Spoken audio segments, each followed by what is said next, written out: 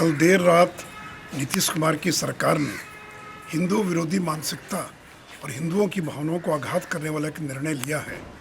और स्कूलों के अंदर, चाहे वो प्राथमिक हो या हाई स्कूल हो, हिंदुओं के जितने पर्व त्यौहार हैं, चाहे वो रामनवमी हो, जन्माष्टमी हो, रक्षाबंधन हो, जितिया हो, उन सारे पर्व त्योहारों की छुट्टियों को रद्द कर दिया गया है।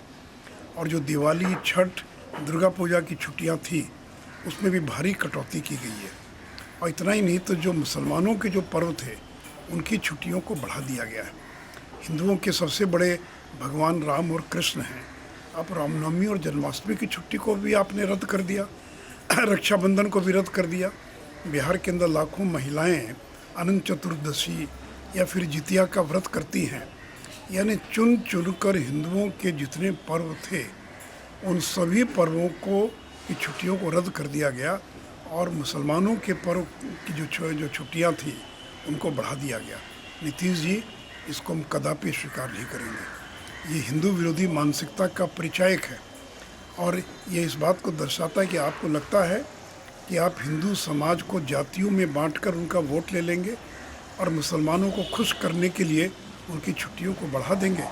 देखिए, बिहार के लोग चुप नहीं रहेंगे, लोग सड़कों पर आएंगे। और इतना ही नहीं, अब तो ये भी निर्णय कर दिया गया है कि मुस्लिम इलाकों के अंदर शुक्रवार को छुट्टी रहेगी। अरे भी, ये एक सेकुलर स्टेट है, चाहे हिंदू हो या मुसलमान हो। क्या ईसाइयों के स्कूल के अंदर और किसी अन्य दिन छुट्टी होगी? हिंदुओं के स्कूलों में अन्य दिन छुट्टी होगी? पूरे राज्य में एक दिन छुट्टी होनी चाहिए। तो ये जो तुगलकी फरमान है, हिंदू विरोधी जो निर्णय है, हिंदुओं की भावनाओं को आघात करने वाला जो निर्णय है, इसको भारतीय जनता पार्टी कदापि बर्दाश्त नहीं करेगी और इसको हम पुरजोर विरोध करते हैं और अविलंब इसको वापस लेने की मांग करते हैं। नहीं, हिंदुओं के त्योहार का सवाल नहीं है, सवाल है कि 60 दिन की छुट्टी घोषित है कि नहीं। अगर हिंदुओं को मापदंड माना जाएगा तो गुजरात में दीपावली का 20 दिन का छुट्टी, पड़ोस के उत्तर प्रदेश में सूर्य उपासना में 1 दिन की छुट्टी, छठ की छुट्टी, लेकिन बिहार में 60 दिनों की छुट्टी है। महत्वपूर्ण विषय है कि भारतीय जनता पार्टी इसका सांप्रदायिकरण कर रही है।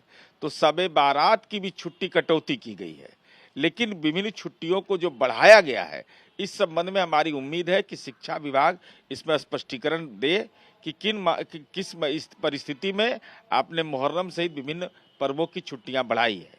आपको लगता है कि रक्षाबंधन, रामनवमी, कृष्णाष्टमी, इन त्योहारों पर जो छुट्टियां रद्द की गई हैं वो विवाद का एक कारण हो सकता है? शिक्षा विभाग को जवाब देना चाहिए। रक्षाबंधन की छुट्टी नहीं है, लेकिन बाकी श्री कृष्ण जन्माष्टमी से लेकर करके दीपावली से लेकर के महाशिवरात्रि से लेकर के सब छुट्टी यथावत कायम है। लेकिन जो मुस्लिम धर्म के त्योहार हैं उनकी छुट्टियां बढ़ाई गई जिस तरह से, उस पर क्या स्पष्टीकरण की उम्मीद करते हैं आप? नहीं, ये स्पष्टीकरण की आखिर किन, बहुत सारे पर्व होते हैं, 2 दिन 3 दिन का आजकल हो गया, शुरू हो गया है।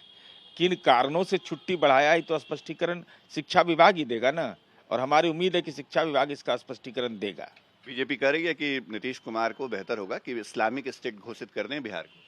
तो हम तो हिंदू स्टेट वाले से जानना चाहते हैं कि अगर गुजरात में 20 दिन का छुट्टी है तो उत्तर प्रदेश में दीपावली में 20 दिन का छुट्टी क्यों नहीं?